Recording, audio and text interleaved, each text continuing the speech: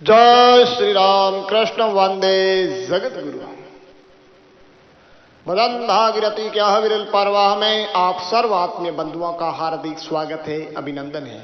नित्य सत्संग के तहत आज का प्रसंग हिंदवा सूरज भुरजाड़ा भूरा राठौड़ गोरक्षक शरणागत वत्सल प्रणवीर प्रणपालक मरु मातंड लक्ष्मण अवतार पाबु धनी वीरवर राव पाबूजी राठौड़ की गौरव गाथा की रसामृत का रसपान करेंगे।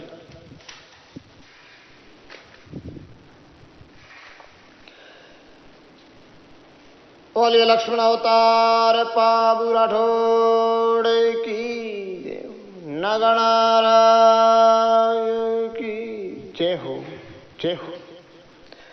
राजपुताने की सुन हरि रणबांकुरों की धरा का हर शंकर कंकर है, अर्थात कण कण शौर्य तेज वीरता धीरता व सतीतव से दीप्यमान है, प्रकाशित है। राजपुताने की क्षत्रियों का इतिहास विश्व आकाश में आदित्य है। सूर्य की भांति क्षत्रिय योद्धा विश्व पालक रही है, जो प्रजापालक प्रजावत्सल निष्काम कर्मयोगी प्रणपालक प्रभृत विशेषताओं के साथ ही धर्म ध्वजा गो ब्राह्मण मंदिर धरती और नारी की रक्षा पीढ़ी दर पीढ़ी आजीवन लड़ते रहे। इन वीर योद्धाओं संत एवं सत्यों की बदौलत भारत विश्व गुरु के पद पर सदियों से प्रतिष्ठित रहा। ऐसा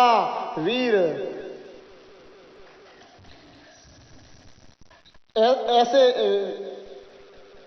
वीरता से गगन में चमकते सितारों में उत्कर्ष तेजस्वी नक्षत्रों में श्रेष्ठ कर एक क्षत्रिय योद्धा परमवीर पाबूजी राठौड़ हुए हैं, जिनका मारवाड़ के पंचपीर व लोक देवताओं में सर्वप्रथम नाम आता है। कहा जाता है पाबू हड़बू राम मंदिर मंगलिया मेवा पाचू पीर पधार जो गोगा दीजिया। हिंदवा सूरज मरुधर महर्तंड राव पाबूजी राठौड़ का वंश परिचय के विषय में जानते हैं कि ऐसे उज्जवल चरित्रवान का वंश कैसा रहा।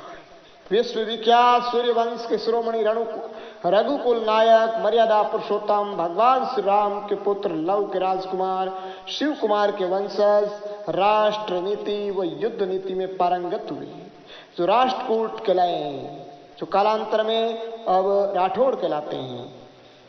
कवि कहता है ब्रज देशा चंदन बड़ो मेरू पाड़ा मोड़ गरुड़ खगा लंका गड़ा रणबंका राठौड़। इस वंश यानी लहो के वंश में दक्षिण में जाकर के अपनी राजधानी मान्यखेत बनाई और वहां से दक्षिण में अपना राज्य किया। उसके बाद में एक शासक या उत्तरी भारत में आए, कन्नौज पर कब्जा किया है, और उसके बाद में वहां से एक शासक जो कन्नौज में सक्रिय राज करने के बाद में एक शासक राव सिंह राठौड़ आए। 1212 करे पाली कियो परवेश सिंह कनभज छोड़ने आया मरुधर देश। जिसने आक्रांताओं से लड़ते हुए प्रजा की रक्षा की और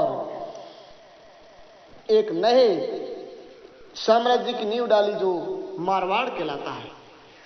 मारवाड़ के संस्थापक महादेव के परम उपासक परमवीर राव सिंहाजी राठौड़ के 3 पुत्र हुए, आस्तान अज और सोनन। आस्तान जी ने अपनी राजधानी खेड़ स्थापित की, जिनके 8 पुत्र हुए आस्तान जी के दुवड़ दांदल शाचक आसल हरडक खींपसा पोहड़ और जोफसा। राव दुवड़ खेड़ की गद्दी पर बैठे और अन्य राजकुमारों ने मिलकर एक दूसरे का सहयोग करते हुए अलग अलग जगह पर अपना राज कायम किया, जिसके तहत दांदल जी ने जूना किराड़ू पर आक्रमण कर वहां के शासक दांदू परमारों को परास्त कर अपना राज्य कायम किया। लोक मान्यता है कि जूना उस समय का संपन्न राज्य था। राव दांदल जी ने वहां अपना राज्य कायम किया और राव दांदल जी के सबसे छोटे पुत्र राव पाबूजी राठौड़। कुछ इतिहासकारों का मत मिलता है कि उन्होंने कोड़ू पर आक्रमण कर चौहानों को भागाकर अपना राज कायम किया, लेकिन ये लोक मान्यता में मान्य नहीं है और इतिहास पंचपीरों के विषय में, विशेषकर यहाँ के मरु के मारतंड जितने वीर हुए हैं उनके विषय में इतिहास एक मत है, न सत्य कहता है। और यहाँ के पंचवीरों के विषय में देखा जाए, सही बाबा रामदेव हो, पाबूजी हो, अड़बूजी हो, मेहदी मंगलिया हो, मेहदी को तो अपने वंश से भी हटा करके साकला में भेज दिया इतिहासकारों ने। और गोगा जिसवान को ही बोले कि इतिहास से एक मत होता ही। लोक मान्यता, लोक कंठार बनी हुई आज भी अजस्र धारावाही वह सत्य है और यही कह रही है। बाबूजी का अवतरण के विषय में यह है कि भक्ति और शक्ति का संगम मारवाड़ की मलानी धरा, जहां जूना गांव जो बाड़मेर के पास में है, वहां बाबूजी का अवतरण विक्रम संवत 1291 हुआ। जबकि कोई कवि वगैरह अलग अलग अपना बताते हैं, पर लोक मान्यता अनुसार यह है। तो राव दांदल जी ने 7 विवाह किए थे। सविवाह इस लोक की क्षत्राणियों के साथ और 7वां विवाह इंद्रलोक की हरे रंबा अप्सरा के साथ हुआ था। बाबूजी का आविर्भाव अप्सरा की रत्न कोक्षी से हुआ और दांदल जी की 7 रानियों के 24 पुत्र हुए। 24वें नंबर पर बाबूजी थे। 2 पुत्रियां हुई, एक इंद्र की परी से व एक अन्य रानी से, यानी सोनल और पेमल। राव दांदल जी ने भी अपने पूर्वजों की बहुत ही विरोचित सर्वगुण संपन्न थे दांदल जी में भी, और सौंदर्य की तो प्रतिमूर्ति ही थे। आप वीर के साथ साथ भक्त भी थे। आपके गुरु का नाम धुंधलीमल था और जूना के पास में ही धुंधलीमल जी ऋषि की तपस्थली थी। वहीं पर एक पग बाव थी जिसको बावड़ी बोलते हैं, जिसके चारों ओर जो पागुटे बने हुए होते हैं, सीढ़ियां, जहां पर ऋषि की तपस्या से वातावरण की दिव्यता के कारण रात्रि के तृतीय पहर में तृतीय पहर में इंद्र की अप्सराएं अवतरित हो वहां जल क्रीड़ा के लिए आती थी ऋषि की तपस्थली के पास में।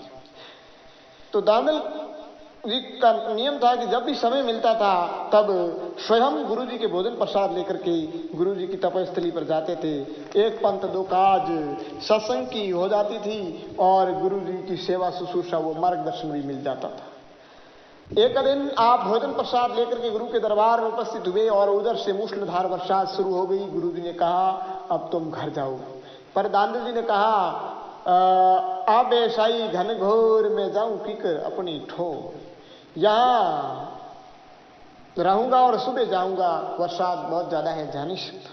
दांदल जी के हट को देखते हुए गुरु जी ने कहा कि तुम मानवीय स्वाभाविकता को उत्पात मत करना, रुक जा।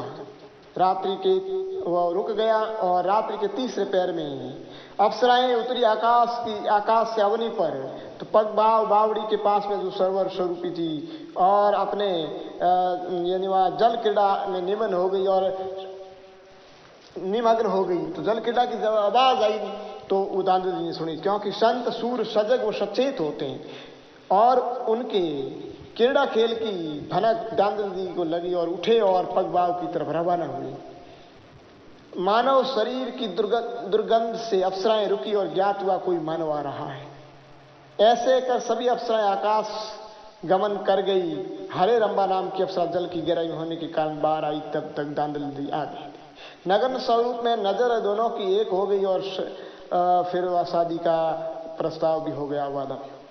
हरे रंबा को इंद्र का श्राप था कि 12 वर्ष तक मृत्युलोक में रहने का।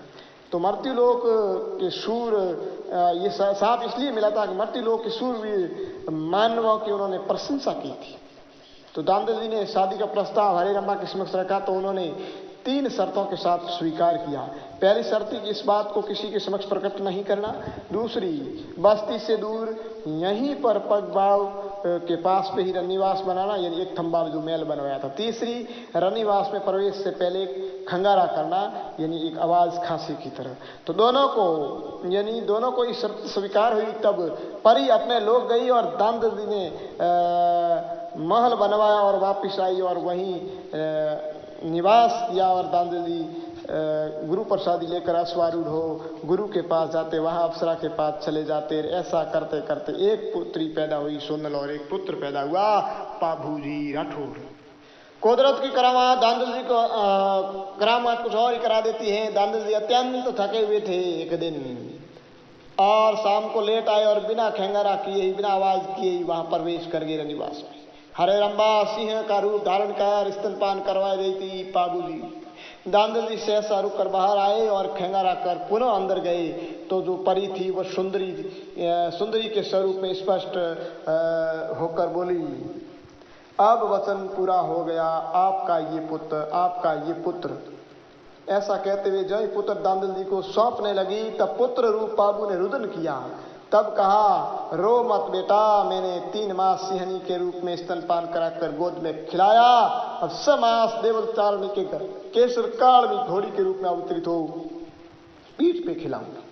ऐसा कहते हुए तेज पुंज स्वरूप हो आकाश गमन कर गई। राव दांदल जी निराश होकर जूना के मेलों में पाबू को लेकर पधारे और सारा वृत्तांत। रानी कंवड़ा देवी ने पाबू जी का लालन पालन किया, जो बूढ़ी जी की थी माता जी। तो इस प्रकार पाबू जी का अवतरण भादवा शुदी दूज भरणी नक्षत्र शनिवार को विक्रम संवत 1291 को जूना बाड़मेर में हरे रंबा की रत्न कुक्षी से हुआ। वैसे पाबू जी सहित 5 पीरों के ही जन्म इतिहासकार कवि और लोक मान्यता एक मत नहीं है, जिसका कारण है शूरवीर अपनी ख्याति की और ध्यान नहीं देते थे और न ही एक जगह स्थायी रहते थे और न ही इतिहास लिखवाते थे।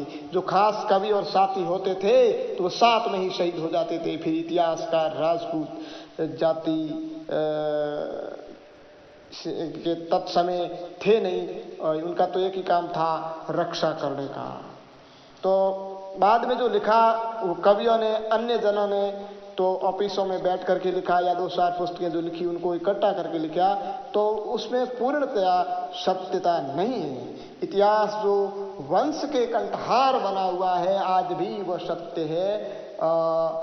इसमें पंडित रेव कहते हैं कि 13वीं शताब्दी में कोड़ू फरोदी बताते हैं, जो कि सत्य भाषित नहीं होता है, क्योंकि यहाँ तो केवल अंतिम लड़ाई लड़ी थी कोड़ू में, तो फिर अलोप ही हुए थे। वर्तमान में कोड़ू में निवास कर रहे हैं जो ऊदा पोता दांदल है, वो देवराज नामक दांदल की वंशज है। और जो देवराज जी ने विक्रम संवत 1404 में ये कोड़ू बसाई थी। पाबू प्रकाश पाबू जी का एक डिंगल काव्य है, मोड़ दी आशिया विरचित। तो कवि की कविता में ऐतिहासिक तथ्य सही नहीं मिल रहे हैं। वे कहते हैं, वारो समतपेक निश्चय से वर्ष 99 पाबू जन्म संपेक मासोतम फागुन मुकर। पृष्ठ 10 पर वे कहते हैं, उन सरवर रे ऊपरा परी रहे नृप पास, कोड़ू नृपते कराविया ओदी विषयवास। ये मेल नहीं रहे। और ये सभी इतिहासकार क्या कहते हैं कि पाबू जी और बूढ़े जी 2 भाई। बूढ़े जी काम आए उस समय उनकी कहलोत रानी सती होती थी। उस समय एक झरड़ा जो पेट पर नाल करके पेट सिर कर निकाला, जो बाद में पाबू जी का वैर लेकर के सन्यासी हो गया। और तीसरा फेरा काट करके पाबू जी का आलोप हो गए। तो फिर इनका वंशज कहा आया लाखों के रूप में दांदल। इनके इतिहास के अनुरूप और जो पढ़ वगैरह गाते हैं भोपा भील उनके, और वे तो मई मई गाते हैं इतिहास के विषय में पता नहीं, वो भी यही बताते हैं। तब ये प्रश्न पैदा होता है। लेकिन जब राहों की बही और दांदलों के या बूढ़े बुजुर्ग जो इस मारवाड़ के लोग हैं उनके साथ चर्चा करने से ज्ञात हुआ कि राव दांदल जी के 7 रानियां थी, 120 पुत्र थे, उनमें से 5 की औलाद है। और पाबू जी के 2 विवाह थे, पाबू जी के 2 बेटे थे, सब कुछ ऐसा मिला।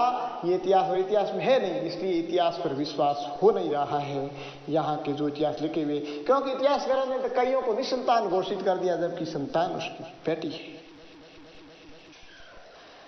अतः लोक मान्यता अनुसार पाबू जी का अवतरण विक्रम संवत 1291 भादवा सुद बीज भरणी नक्षत्र शनिवार को जूना गांव के पास पग बाव पर एक महल जो एक थंबे महल में इंद्र की परी हरे रंबा की रत्न कुक्षी से हुआ था। इस बात से सभी सहमत हैं कि पाबू जी का जन्म भगवान लक्ष्मण के अवतार स्वरूप में इंद्रलोक की अवतरित अप्सरा से हुआ। पाबू जी को लक्ष्मण अवतार माना गया है। राम लक्ष्मण जानकी जब वन में गए थे तब वहां पर रावण की बान शूर्पणखा का मिलन हुआ। तो वहां पर शूर्पणखा ने लक्ष्मण के सौंदर्य को देखकर आकर्षित हो गई और विवाह का उसके समक्ष प्रस्ताव रख दिया था। तो लक्ष्मण ने नाक कान काट करके तत्समय का फिर वसन दिया था कि कलयुग में विवाह किया जाएगा। वही शूर्पणखा अमरकोट में सोडा घर फूल नदी के रूप में आई और लक्ष्मण अवतार के रूप में दांदल के घर बाबूजी राठौड़ आए। बाबूजी की वीरता, वीरता के विषय में तो क्या कह रहा है, ये को बेजोड़ अद्भुत और अनूठा ही उनका वीरता था। उनके पिताजी दांदल जी भी बहुत वीर थे। कहते हैं कि दांदल जी ने यहाँ नागौर पर आक्रमण करके खींची चौहानों के राज्य को अपने कब्जे में कर लिया था। और दांदल जी की मृत्यु के बाद में जब उनके पाटवी बूढ़ा ने राजकाज संभाला और बाबूजी ने उनका सहयोग दिया, तो तत्समय सारंगदेव खींची ने बूढ़ा के सामने प्रस्ताव रखा अपना राज्य पुनः देने के लिए, लेकिन बूढ़ा ने तो युद्ध किया, पुनः दिया नहीं, जिसमें सारंगदेव वीरगति को प्राप्त हो गया। फिर उसके बाद में जींद्राव बसा उनका बेटा। फिर वो बार बार लड़ाइयाँ चलती रही, तो बूढ़े जी ने एक समझौता नीति अपनाई और कहा, एक प्रस्ताव उनकी जो माता कमला दी थी, उन्होंने कहा कि अपनी 2 बेटियां बड़ी हुई, इनकी शादी करनी है। तो बूढ़ा जी ने क्या किया कि सारंगदेव का जो बेटा था, जो जायल का खींची चौहान जींद्राव, तो उनके वहां नारियल भिजा दिया और एक सिरोही के राव देवड़ा, पेमल और सोनल दोनों, पेमल का जींद्राव के वहां और सोनल जो बाबूजी की बहन थी अप्सरा की कोख से पैदा हुई, उनको सिरोही के वहां। तो इसमें बाबूजी जींद्राव के साथ में विवाह अपनी बहन पेमल का करने में सहमत नहीं थे। उसमें अनबन होगी दोनों भाइयों के बीच में भी बोलचाल, लेकिन बूढ़े जी ने उनके साथ, बूढ़े जी ने कहा कि रोज रोज की लड़ाई से छुटकारा मिल जाए और इनके साथ ऐसा कर दिया। तो फिर वहां बाबूजी उनके अनबन होने से वहां से निकल गए और उस समय वहां जो आना बागेला से नाराज होकर के 7 भील आए थे, जो आना बागेला से नाराज थे, तो वहां से निकले। जब देश निकाला दे दिया आना बागेला ने, तो फिर आना बागेला की शक्ति से सब परिचित थे, किसी ने शरण नहीं दी, लेकिन शरणागत का रक्षक जो शरणागत वत्सल थे, वीर बाबूजी राठौड़ का नाम उन्होंने सुन रखा था, सीधा बाबूजी के पास पहुंचे थे। वे 7 भील थे, चांदा, डेंबा, खाबू, पैमल, खलमल, खंगारा और साचल। तो 7 भील वीर के साथ बाबूजी वहां से निकल गए बूढ़ा जी समार और फिर इधर साइड में आ गए।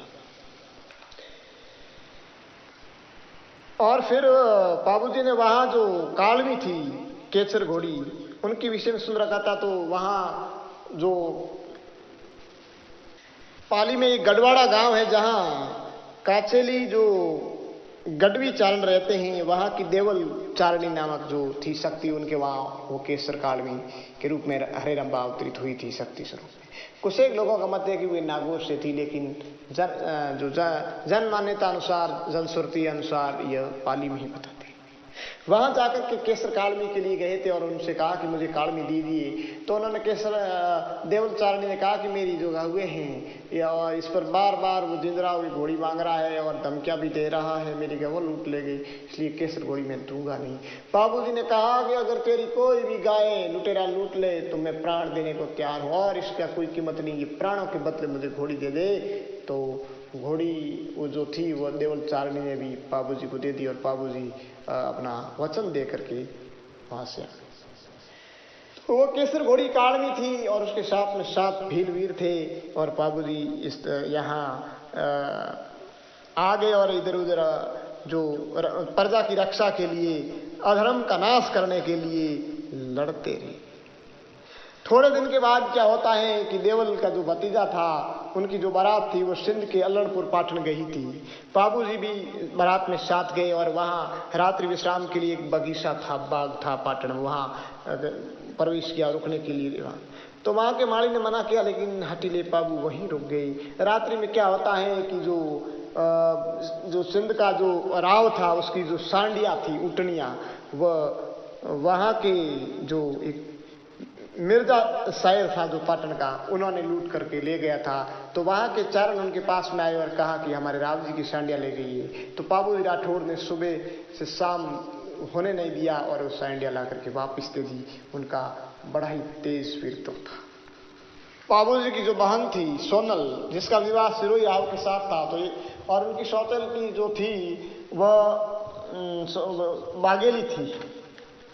तो वे सौपन खेल रहे थे तो खेलते खेलते किसी बात पर औरतों में बातें हो जाती है और कहा कि तेरे भाई ने क्या दिया है, क्या है कुछ, और वो बागरी तो बहुत कुछ सोना वगैरह वहाँ से लेकर आई थी, ऐसा कुछ हुआ। और तेरा भाई है जो असु संजवाने बजाने वाले जो भील वगैरह होते हैं उस लोगों के साथ में बैठता उठता है, और ऐसा कुछ कहा और उससे कहा सुनी हुई, और राव शाह को भी कहा, राव शाह ने भी उसका पक्ष किया, और कहते हैं कि कुछ एक दो पिटाई भी कर दी थी, चाबुक मार दिए थे। तो फिर वो किसको बताएं, पर धीरे से गुप्त रूप में गुप्तचर भेजे पाबू जी के भैया के पास में, और पाबू भाई के पास में सूचना आई, और पाबू जी ने अपने सामत सुरों के साथ बैठ करके इस मंत्रणा की, और सामत सुर ने भी कहा कि जो बागेला है, आना बागेला से हमारा भी बैर है, इसलिए चलते हैं वहाँ अटैक करते हैं। आना बागेला बैराज जी पर अटैक हुआ, आना बागेला मारा गया, और आना बागेला का बेटा पाबू जी की शरण में आया। तो पाबू जी ने शरण लेकर के उनको राज तिलक करके वहाँ से सोना वगैरह जो धन था लूट करके सुरई लेकर के आए, और दल बल सेना के साथ बाबू राठौड़ को देखकर राव सुरई का हड़बड़ा गया, भयभीत हो गया। लेकिन बाबू ने कहा कि हम न तो मेहमान के रूप में आओ भगत चाहने के लिए, न बात, हम तो इसलिए ताना मारा था इसके लिए हम आना बागेला को युद्ध करके वहाँ उनको खत्म करके उनके बेटा शरण में लेकर के राज तिलक लेकर के आए हैं, और ये लो धन और माया। तब वो शांत हो गए, अपने किए हुए पर पश्चाताप किया। तो वहां से वो सब फिर वहां से निकलते हैं। तो पाबू जी की वीरता के कई किस्से और कहानियां हैं, सबको कहना भी संभव नहीं होता, क्योंकि कहना एक सूरज को दीपक दिखाने के समान है। पाबू जी की जो भतीजी थी केलम, उसका विवाह गोगा जी चौहान के साथ हुआ था, और उसमें पाबू जी ने विशेष प्रकार के ऊँटनियाँ देने की, दहेज में देने का वादा किया। तो उसमें ऊँट देना बहुत बड़ा समझा जाता था, तो वह दे दिया, लेकिन वह यहाँ मिलते नहीं थे। ऊँट अरब में और सिंध से परे परे ही उनकी प्रजातियाँ थी, यहाँ थी नहीं मारवाड़ में। तो फिर उनको ताना देने लग गए उनके ससुराल वाले। तो पाबू जी के पास बात आई, तो पाबू जी राठौड़ ने क्रोध में आकर के अपनी सामंत सुरों की सभा बुलाई, और उसमें अपना बीड़ा रखा लाने के लिए। तो बीड़ा एक हारमल नाम का एक जो था डाबी क्षत्रिय, उन्होंने संभाला।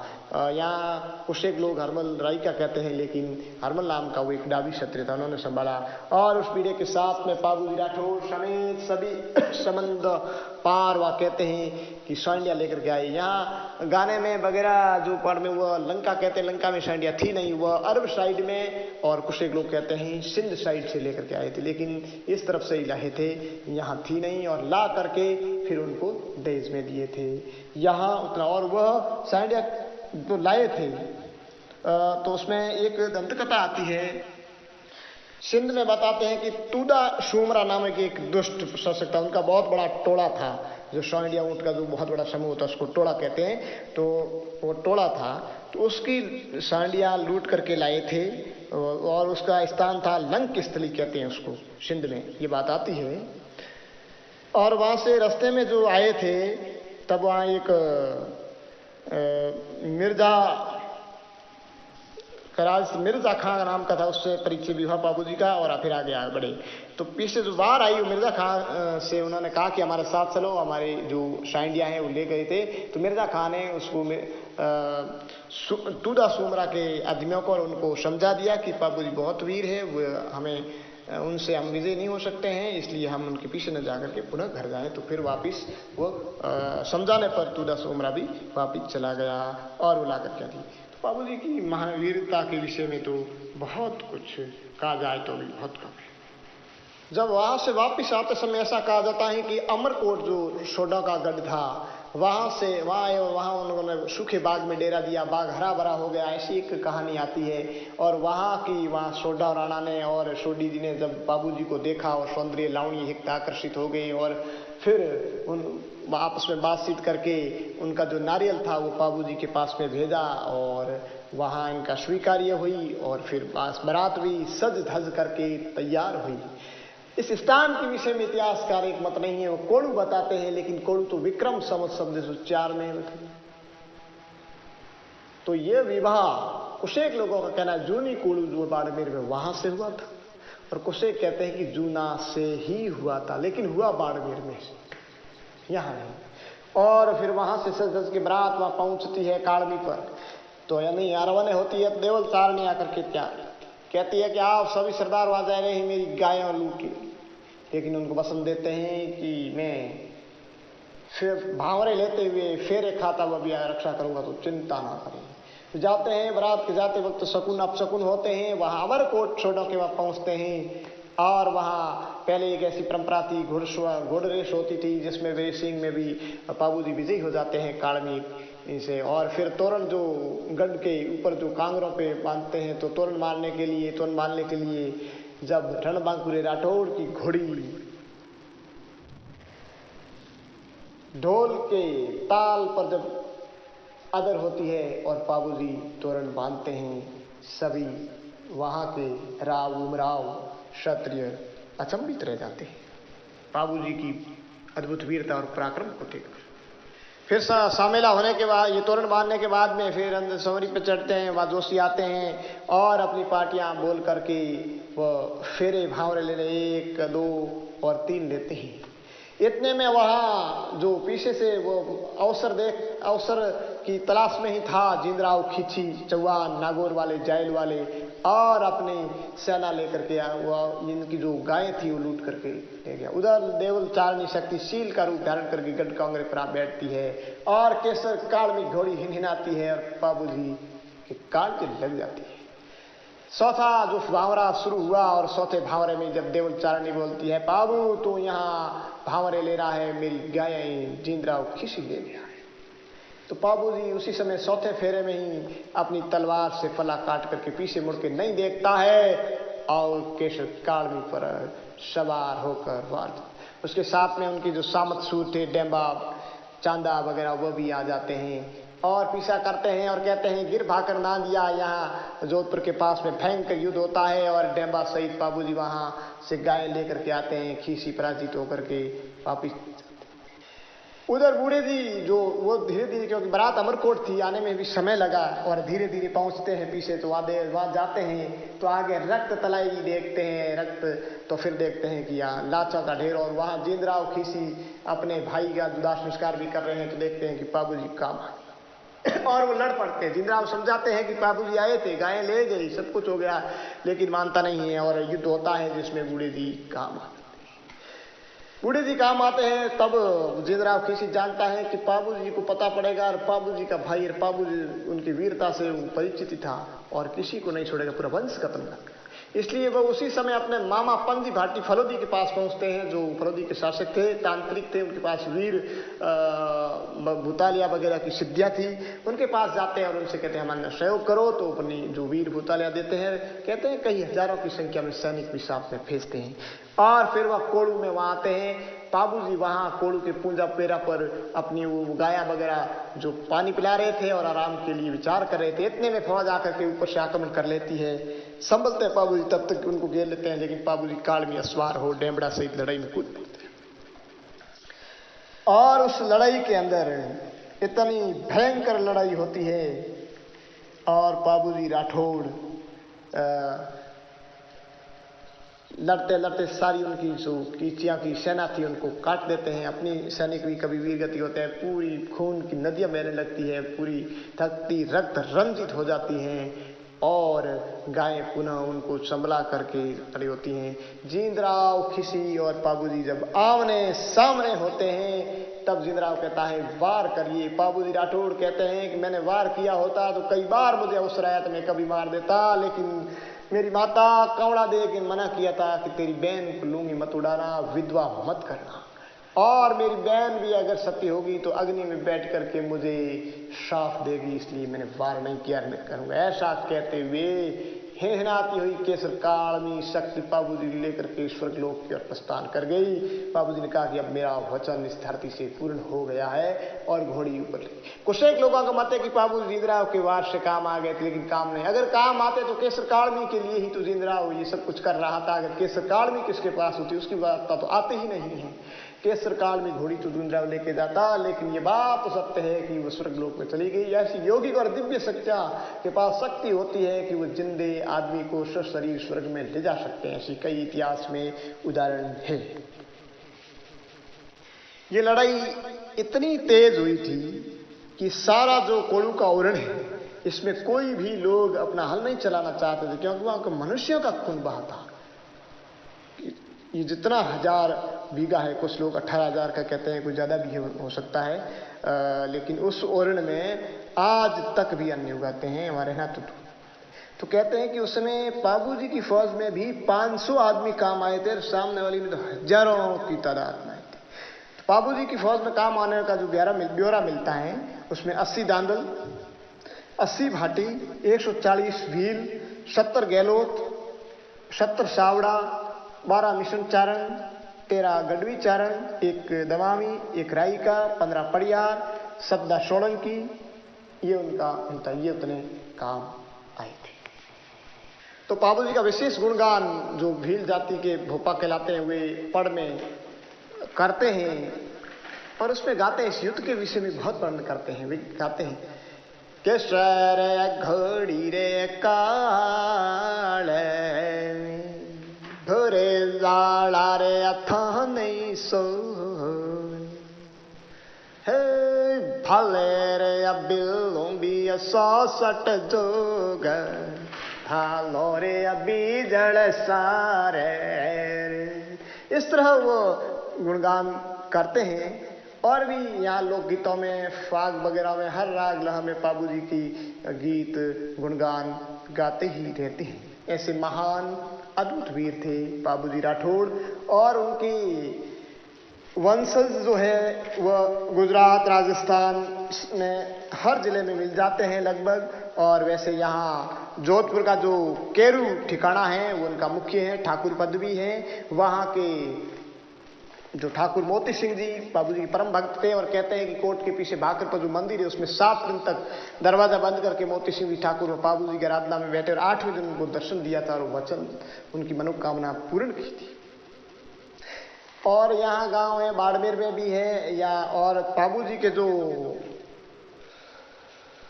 यानी दांदल जी के 5 बेटों की औलाद हैं, बूढ़ा पोते, ऊद जी पोता दांदल और बागराव पोता दांदल और आस दर्जी पोता दांदल और बाबूजी पोता दांदल, ये इनके गांव हैं। बाबूजी के 2 बेटे थे, एक का नाम था रुद्रपाल और दूसरे का नाम था वसंतपाल। और इनके जो काठियावाड़ में भी काफी दांदलों के गांव हैं, परिवार है, 1000 से ज़्यादा ही परिवार वहाँ निवास करते हैं। हर जगह है इनकी दांदल राठौड़। और बाबूजी के मंदिर और ओरण तो यहाँ मारवाड़ में तो हर गांव में मिल जाएंगे। और मुख्य जो इनका धाम है वो कोड़ू में है, जो कोड़ू धाम बाबूजी का है और ऊँटों के देवता के रूप में भी पूजे जाते हैं। बहुत चमत्कार है, वीर है। और आपने अलोप होने के बाद में कई बार दर्शन दे करके चमत्कार दिए हैं। बाबूजी के चमत्कार तो सबको बता ही नहीं सकते हैं, लेकिन जो बाबू प्रकाश और में बताया गया है और एक हिंदुआ सूरज परलवीर बाबूजी राठौड़ के लेखक कुंवर बदर सिंह राठौड़ ने भी अच्छी मेहनत करके उसमें काफी कुछ लिखा है। तो बाबूजी के चमत्कार में तो उन्होंने लिखा है कि रूपा जी, राव गंगा जी, बाघ जी का वर्ण और लोक देवता बाबूजी ने जोधपुर महाराजा अभय सिंह जी को दर्शन दिया, उसका विषय में भी वो तो बात बहुत ही प्रसिद्ध है। और मोड़ जी आसिया का जो पुत्र रतन दिया, जयसिंह ने लीले वृक्ष को काटा तो बाबूजी ने उसे यातना दी।